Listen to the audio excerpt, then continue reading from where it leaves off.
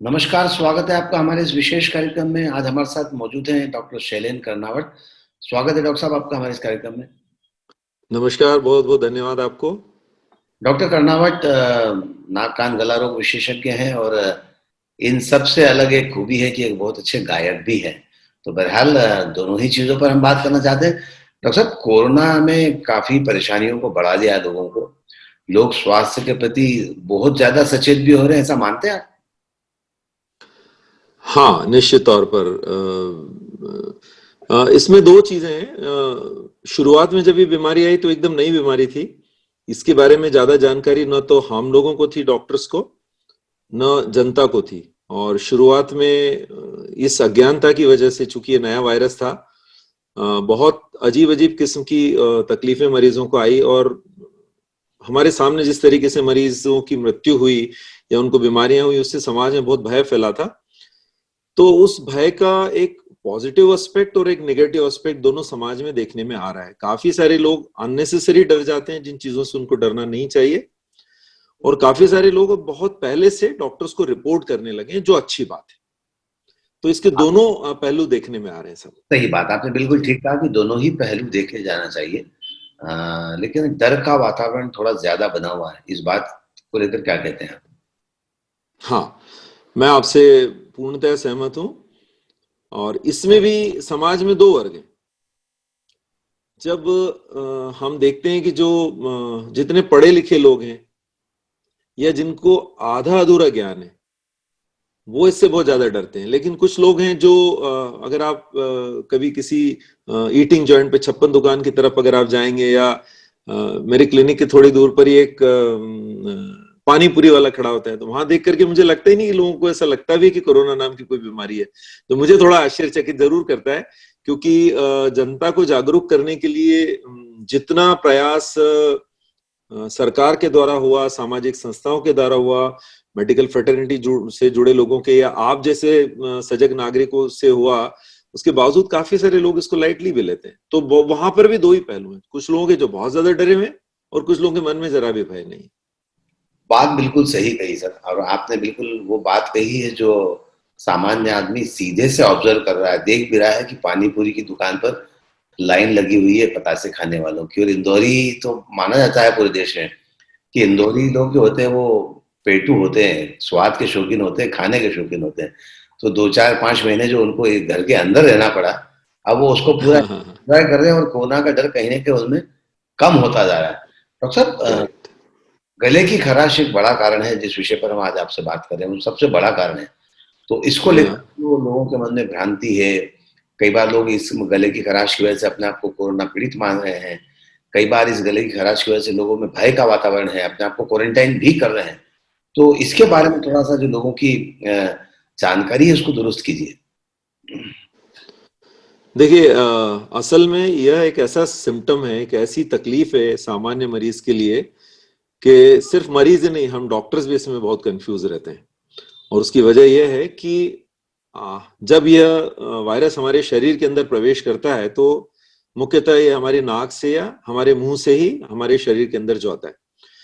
और बहुत सारे लोगों को शुरुआत में सिर खराश से ही शुरुआत होती है इसकी, कि शुरू में उनको खराश रहती है, फिर बुखार आता है, बदन दर्द होता है, या खुशबू जाती है, स्वाद जाता है, बहुत किस्म के सिम्टम्स आ सकते हैं। तो हमारे लिए भी ये बड़ा मुश्किल रहता है कि किसी मरीज की खराश को कैसे डिफरेंशिएट करना है। तो मेरा सीधा संदेश सिर्फ ये है कि जब भी बाहरी तापमान बदलता है, तो हमारे सबके नाक और गले में थोड़ी बहुत खराश होती है। उसका वजह यह रहता है कि जब हम खुली हवा में सांस लेते हैं, तो वहां जितने भी जीवाणु हैं, चाहे वायरस हो, बैक्टीरिया हो, हमारे नाक और गले में जाते ही, और वह हर वक्त हमारे गले में बैठे रहते हैं। लेकिन हमारे शरीर का प्रतिरोध हमेशा उनसे ज्यादा मजबूत होता है और हम लोग बीमार नहीं होते। लेकिन ऐसी कोई भी परिस्थिति बने जिसमें हमारे शरीर का प्रतिरोध थोड़ा भी गिरे, जैसे बाहर का मौसम चेंज होना, या हमारे खान पान में ऐसी कोई चीज आना जिससे हमारे गले का, जैसे खट्टा है, ठंडा है, तला है, तो सीजन चेंज होने पर छोटी मोटी खराश सबको होती है। तो हम उसमें क्या देखते हैं? हम ये देखते हैं, और मेरा संदेश ये है कि जिन लोगों को इस किस्म की पुरानी हिस्ट्री रही है, कि कोई वस्तु खाने पर उनका गला खराब होता है या मौसम बदलने पर उनको हर बार से खराश होती रही है, तो वो अपनी सामान्य जो घरेलू नुस्खे हैं या किसी डॉक्टर को उन्होंने दिखा करके कोई दवाई उनको सजेस्टेड है अगर वो लें, तो उसमें कोई बुराई नहीं है। लेकिन अगर यह किसी व्यक्ति के लिए असामान्य है कि जो उसको पहले, मान लीजिए उसको कचौरी खाने से गला खराब नहीं होता था या उसको मौसम बदलने पर गला खराब नहीं होता था, तब फिर उसको इसको गंभीरता से लेना चाहिए और जरूर एक डॉक्टर से परामर्श कर ही लेना चाहिए। और कोरोना का ऐसा है कि अगर आप इसकी जो कॉम्प्लिकेशंस हैं वो डील करना ज्यादा मुश्किल है। कोरोना को डील करना उतना मुश्किल अब नहीं रह गया है, क्योंकि बीमारी अच्छे से डॉक्टर्स के समझ में आ चुकी है, दवाइयां भी बहुत अच्छे से हमारे पास उपलब्ध है। तो जितना जल्दी मरीज डॉक्टर को रिपोर्ट करता है, उतना आसानी से इसका इलाज हो सकता है और मुसीबतें बचाई जा सकती बढ़ने से। तो मेरा संदेश है कि जिस व्यक्ति को इसकी हिस्ट्री रही है पास्ट में, वह जरूर इसको लाइटली ले सकता है, लेकिन अगर ये नया है सिम्टम तो जरूर से डॉक्टर को रिपोर्ट करना चाहिए। लेकिन इसमें डरने की जरूरत कुछ भी नहीं है, क्योंकि अक्सर ये पहला सिम्टम होता है, यहां से बहुत आसानी से इसका इलाज हो जाता है। तो डरने की बजाय उसको समझें और डॉक्टर को रिपोर्ट करें। बिल्कुल सही कहा आपने डॉक्टर। कई पेशेंट्स ऐसे हैं या कई जो अपने परिचित लोग हैं, उनको खराश तो लंबे समय से है, घरेलू इलाज भी कर रहे हैं, भाप भी ले रहे हैं, बाकी कार्वाल्कस जो कैप्सूल्स आता है उसकी भाप ले रहे हैं, उसको सूंघ रहे हैं, प्राणायाम कर रहे हैं, योगासन कर रहे हैं, तमाम सारी चीजें कर रहे हैं। लेकिन इस बार की खराश में कुछ अलग बात है जो जा नहीं रही है, इसको लेकर क्या कहते हैं? देखिए, अभी ज्यादा इन दिनों में बहुत सारे मरीज ओपीडी में तो नहीं आते हैं, हमारी फोन पे जरूर संपर्क करते हैं। तो उसमें जैसा आपने फरमाया कि काफी सारे मरीजों को गले में खराश हो रही है, वो बिल्कुल सही बात है। और अगर लॉजिकली देखा जाए तो आइडियली ये खराश इस बार कम होनी चाहिए थी, क्योंकि जितने लोग मास्क लगाते हैं, कम से कम प्रदूषण से तो बच रहे। 24 घंटे नहीं, अगर वो 4 घंटा भी मास्क लगाते तो उतना तो प्रदूषण से बचे रहे। तो आइडियली उनको खराश या सर्दी कम होनी चाहिए थी, कि जो प्रदूषण का एक फैक्टर है वो दूर हो जाता है। वायरसेस और बैक्टीरिया तो हर जगह मौजूद हैं, वो घर में भी हैं, बाहर भी हैं, सड़क पर भी हैं, क्लिनिक में भी हैं, दुकान पर भी हैं, तो वो तो जाएंगे आपके गले। तो ये बड़ी आश्चर्य की बात है कि व्यक्ति इतना सावधानी रख रहा है। काफी जो समझदार व्यक्ति हैं वो लोग तो अपने खान पान का बहुत ध्यान रख रहे हैं, योगा भी कर रहे हैं जैसा आपने बोला, कसरत कर रहे हैं बराबर से, लेकिन उसके बावजूद में खराश ज्यादा हो रही है। फोन पर जो मरीज हमको कांटेक्ट करते हैं उसमें देखने में आ रहा है।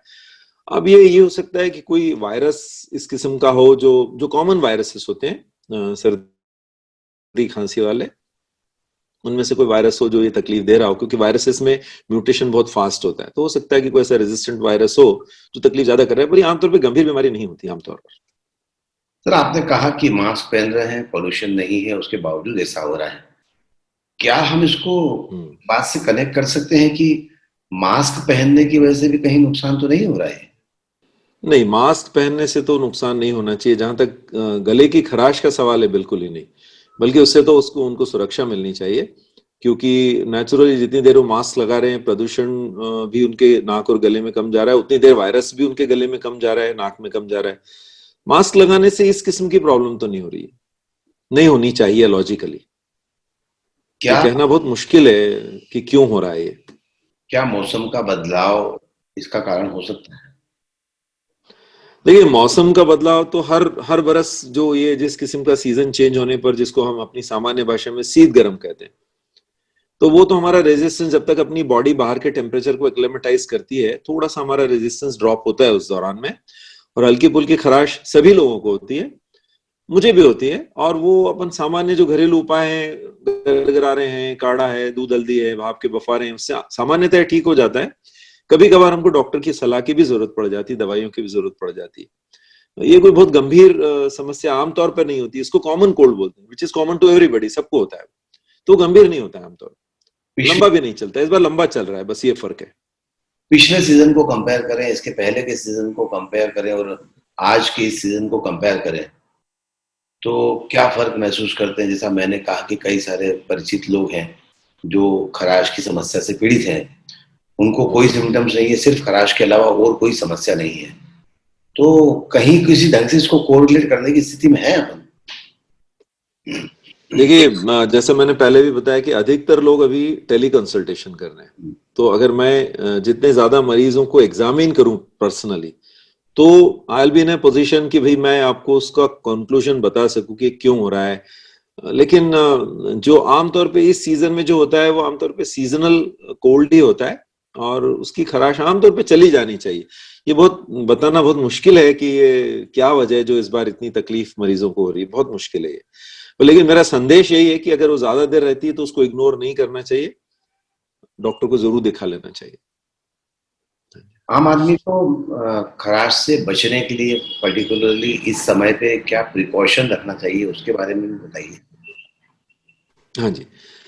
देखिए, जैसे हमारे मैंने बताया था कि हमारे नाक और गले में कीटाणु हर वक्त मौजूद होते हैं, और हमारे शरीर का जो प्रतिरोध है वो हमेशा उनसे ज्यादा मजबूत होता है।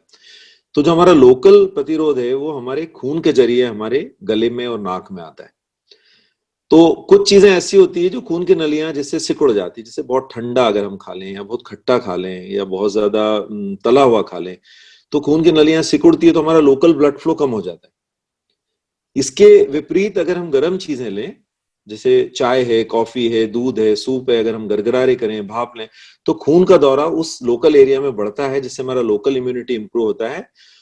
वो कोरोना के अगेंस्ट भी काम करता है, क्योंकि नेचुरली अगर आपकी लोकल इम्यूनिटी अच्छी है तो एंट्री पॉइंट तो यही है। तो ये सामान्य वायरस के लिए तो बहुत कारगर है ही, कोरोना के लिए भी कारगर हो सकता है। इसलिए हमें ये ध्यान रखना चाहिए कि वो चीजें जिनसे खट्टा ठंडा तला हम अवॉइड करें, और गर्म चीजें ज्यादा लें, चाय, कॉफी, दूध, सूप, या गरगरारे, भाप, ये हमको बचा सकते हैं। अच्छी नींद बहुत जरूरी है। अच्छी नींद जितनी अच्छी हमारी हो उतनी हमारी इम्यूनिटी अच्छी रहती है। एक वजह जो आप खराश लंबी होने की जो ये मैंने बोला अचानक मेरे दिमाग में है, वो ये हो सकता है कि मैंने देखा है कि बहुत ज्यादा लोग चिंतित रह रहे हैं, और खट्टी चीजें जैसे आंवला है, इस किस्म की चीजों का बहुत ज्यादा सेवन कर रहे हैं। कुछ लोग विटामिन सी भी बहुत ज्यादा कंज्यूम कर रहे हैं। उन लोगों को एसिडिटी की शिकायत हो सकती है, और रिफ्लक्स की वजह से भी उनके गले में कुछ प्रॉब्लम हो सकती है। तो यह, और चिंता में भी एसिडिटी बढ़ती है, नींद पूरी नहीं होने से भी एसिडिटी बढ़ती है। तो ये एक कारण आपसे बात करते करते मेरे दिमाग में भी आया कि शायद रिफ्लक्स भी हो सकता है, जिससे ये बहुत खराश होती है गले में। उसको हम अपनी भाषा में LPR बोलते हैं, लेरिंगोफेरेंजियल रिफ्लक्स, वो हो सकता है एसिडिटी से। डॉक्टर साहब, कोरोना पॉजिटिव होने के बाद मरीज नेगेटिव हो जाता है, और आमतौर पर उसके बाद भी 10 से 15 दिन क्वारंटाइन रहता है, पहले 14 दिनों के बाद भी। लेकिन फिर भी कुछ मरीजों में अभी भी गले की खराश नहीं गई है, तो क्या उसको माने, उसका कोई कोरिलेशन नेचर से है या उस बीमारी से ही है? नहीं, देखिए, उस बीमारी से ही है उसका तो सीधा सीधा संबंध, क्योंकि इस वायरस की वजह से हमारे शरीर में इतने प्रकार के चेंजेस बायोकेमिस्ट्री में आ रहे हैं जो अकल्पनीय है। और मैंने तो अपना एक वर्ड भी इसके लिए निकाला है, मैं बोलता हूं it is predictably unpredictable virus. इससे आपके शरीर में क्या हो जाएगा मालूम नहीं। तो अब वो जो हमारे शरीर में जाके ये खून के थक्के बनाता है, वहां तक तो हमको पता है, पर वो थक्का किस शरीर के किस अंग में जा रहा है खून के जरिए, उसको सबसे ज्यादा अफेक्ट करता है। तो डेफिनेटली ये हमारी इम्यूनिटी के तो साथ खिलवाड़ है ही, और उसकी वजह से अगर किसी व्यक्ति की इम्यूनिटी लो है तो नेचुरली जो दूसरे वायरसेस है उसको ज्यादा ट्रबल करेंगे। तो ये वजह हो सकती है कि जब वो कोरोना में उसकी इम्यूनिटी लो होती है, तो ये जो दूसरे वायरसेस हैं ये भी उसको तकलीफ देते हैं। ये एक सीधा सीधा कारण गले में खराश लंबे वक्त रहने का हो सकता है। डॉक्टर शैलेंद्र कर्णावत से बात करें नाक कान गला रोग को लेकर, वहां तक तो सब ठीक है, वो आपकी जानकारी दुरुस्त करते हैं। लेकिन किसी कार्यक्रम में जब बात करने के बाद उनसे गाना नहीं सुने, तो मुझे लगता है कि फिर शो भी अधूरा है, बातचीत भी अधूरी है, और डॉक्टर शैलेंद्र कर्णावत से मुलाकात भी अधूरी है। तो डॉक्टर साहब चलते सर, हैं। आप कोई अपनी पसंद का एक गाना बताइए। सर, हम तो सब आपकी पसंद की सुनना चाहते हैं, जो आप सुनाएंगे हम सुनेंगे। अच्छा, अभी जो मौसम चल रहा है, मौसम मेरा मतलब जो कोरोना चल रहा है, तो थोड़ी निराशा का भाव सब तक फैला हुआ है। तो एक आशावादी गाना मैं जरूर 2 सर। लाइन गुनगुना देता हूँ। कहाँ तक ये मन को अंधेरे चलेंगे, उदासी भरे दिन कभी तो ढलेंगे। कहाँ तक ये मन को अंधेरे चलेंगे, उदासी भरे दिन कभी तो ढलेंगे।